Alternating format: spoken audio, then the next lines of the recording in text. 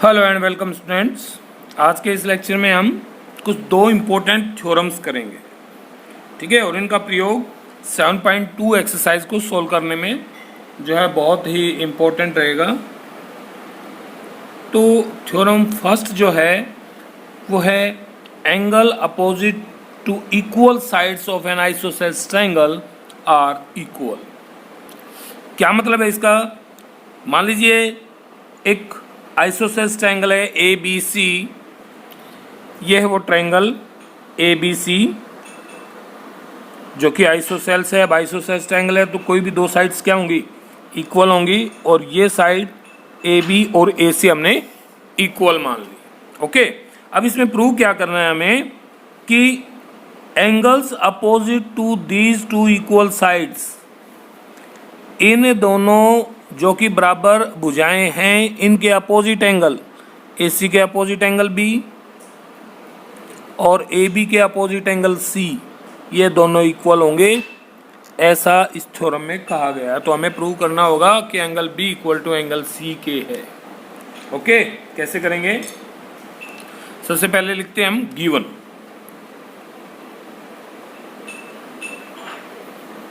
Given में क्या? Triangle A B C is an isosceles triangle. Isosceles triangle in which, अब define करो कि कौन सी साइड्स इसकी दो इक्वल है। In which A B equal to A C, ये गिवन है। प्रूव क्या करना है? लिखिए टू प्रूव में, टू प्रूव में लिखिए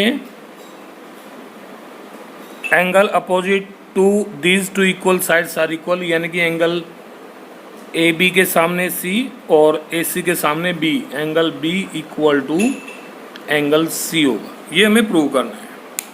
अब जैसा कि स्टूडेंट मैंने आपको पहले ही बताया था कि किसी क्वेश्चन को सोल्व करने के लिए अगर आप रूल के अनुसार कोई कंस्ट्रक्शन करते हैं तो वो कर सकते हैं। तो यहाँ भी हम एक कंस्ट्रक्शन करेंगे। जो एंगल ए है, इस एंगल ए का बाइसेक्टर ड्रॉ करते हैं और इसको कहते हैं डी। तो कंस्ट्रक्शन में लिखें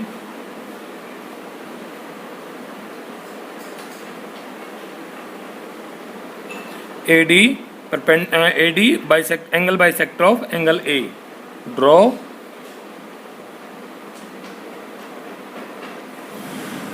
angle bisector AD of angle A। Clear? अब हम अपना प्रूफ स्टार्ट करते हैं। जो भी चीज़ गिवन है कंस्ट्रक्शन में हमने लिखी है, उन सब का प्रयोग करके हम प्रूव करेंगे कि एंगल बी सी के कैसे इक्वल है। अब देखिए, जब बाइसेक्टर खींचा गया है एंगल ए का, तो यहाँ दो ट्रायंगल कंस्ट्रक्ट होती हैं, एक ए बी डी और दूसरी ए सी डी। दोनों ट्रायंगल्स को हम कॉन्ग्रुएंट करते हैं, यानी कि in triangle A B D and triangle A C D, देखिए कैसे कॉन्ग्रुएंट हो सकती हैं। ए बी ए सी के इक्वल है, गिवन है, ये लिख लीजिए ए B equal to A C, ये गिवन है। और ए डी दोनों में कॉमन है, A D equal to A D, ये कॉमन है। और क्या? और क्योंकि ए डी एंगल बाइसेक्टर है एंगल ए का, तो एंगल 1 और 2 क्या होंगे? इक्वल होंगे, क्योंकि एंगल ए को बाइसेक्ट करता है ए डी। तो ये भी लिख लीजिए एंगल 1 इक्वल टू एंगल 2। क्यों? या तो लिख दीजिए बाई कंस्ट्रक्शन, या पूरा लिख सकते हैं आप, ए D is angle bisector of angle A. Clear? अब देखिए, side angle side, side angle side, ठीक है, दो साइड और उनके बीच का एंगल दूसरी ट्रायंगल के दो साइड और उसके बीच के एंगल के इक्वल है, तो ट्रायंगल क्या होगी? कॉन्ग्रुएंट। सो बाई प्रॉपर्टी कौन सी? Side angle, side congruency triangle A B D congruent हो जाएगी ट्रायंगल ए सी डी के। अब ये ट्रायंगल और ये ट्रायंगल कॉन्ग्रुएंट होगी, कॉन्ग्रुएंट है तो क्या होगा? सिपिसिटी से बाकी सारे पार्ट्स इक्वल हो सकते हैं। अब सिपिसिटी कैसे लगाते हैं? जो जो साइड इक्वल की हैं आपने उनके अपोजिट एंगल इक्वल होंगे, जो एंगल इक्वल किया है उसके अपोजिट साइड्स इक्वल होंगे। देखिए अब हमें बी चाहिए, बी किसके अपोजिट है इस ट्रायंगल में? ए डी के, और सी ये भी ए डी के। ठीक है, तो हम नाउ लिख सकते हैं, now angle B equal to angle C, और ये क्यों? By C P C T. Clear? इसका मतलब हम कह सकते हैं कि किसी भी आइसोसेलेस ट्रायंगल में जो उसकी इक्वल साइड्स हैं उनके अपोजिट एंगल क्या होंगे? इक्वल होंगे। Clear? Okay, now we have the converse of this theorem. जो अभी हमने थ्योरम की है उसका कन्वर्स है, और वो क्या है? The sides opposite to equal angle of a triangle are equal. यानी कि वो भुजाएं जो समान कोणों के सम्मुख हैं बराबर होती हैं। ये हमें प्रूव करना है, तो इसकी भी आकृति बना लेते हैं। ये मान लेते हैं ट्रायंगल है एक ए बी सी। अब इसमें कोई भी दो एंगल इक्वल हैं, ये एंगल मान लेते हैं इसके इक्वल है। ओके, और प्रूव क्या करना है कि इन दोनों एंगल्स, इक्वल एंगल्स के अपोजिट जो साइड हैं, बी के अपोजिट ए सी और सी के अपोजिट ए बी, ये दोनों साइड्स भी इक्वल होंगी।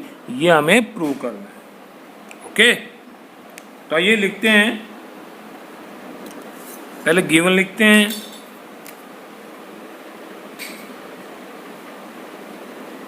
क्या है गिवन में? An triangle A B C, angle B equal to angle C, ये दोनों एंगल इक्वल हैं बस। और प्रूव क्या करना है आपको? टू प्रूव कि इन दोनों एंगल्स के अपोजिट साइड्स इक्वल होंगी, यानी कि ए बी इक्वल टू होगा ए सी के। अब ये दोनों साइड्स इक्वल करनी है तो कंस्ट्रक्शन इसमें भी करनी पड़ेगी वही। इस एंगल ए का एंगल बाइसेक्टर खींच ले। ठीक है, ए डी क्या है? एंगल बाइसेक्टर ऑफ एंगल ए। तो लिखें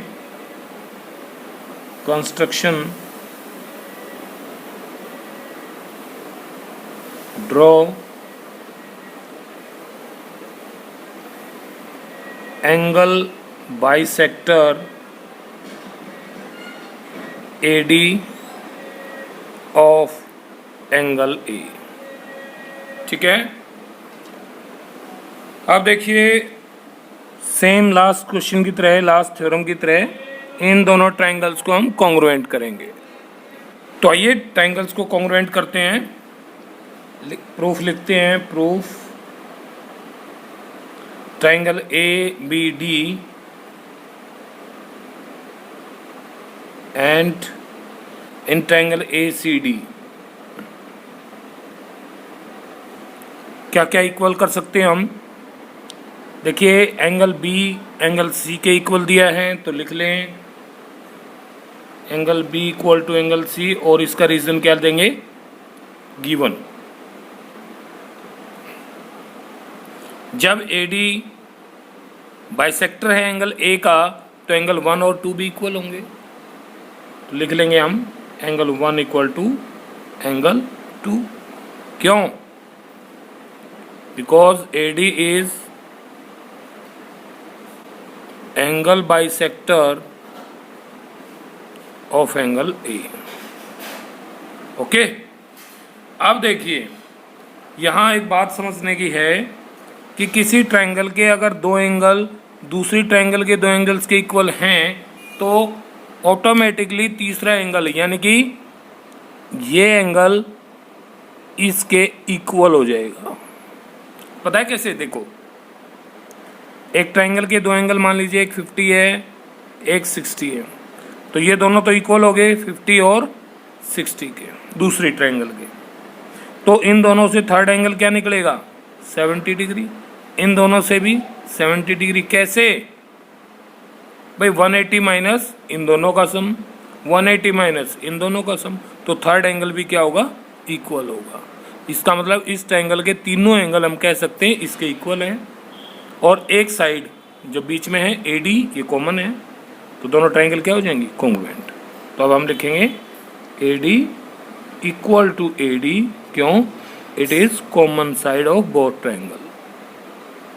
तो देयरफॉर, समझ गए ना बात? लेकिन हम यूज कर लेते हैं बाय रूल, जो आपको बताया था आपकी बुक में पेज नंबर 117 पर है। Angle angle side, triangle ABD congruent to triangle ACD। Congruent होगी दोनों ट्रायंगल, कॉन्ग्रुएंट होगी तो कोरस्पॉन्डिंग पार्ट्स क्या होंगे? इक्वल होंगे।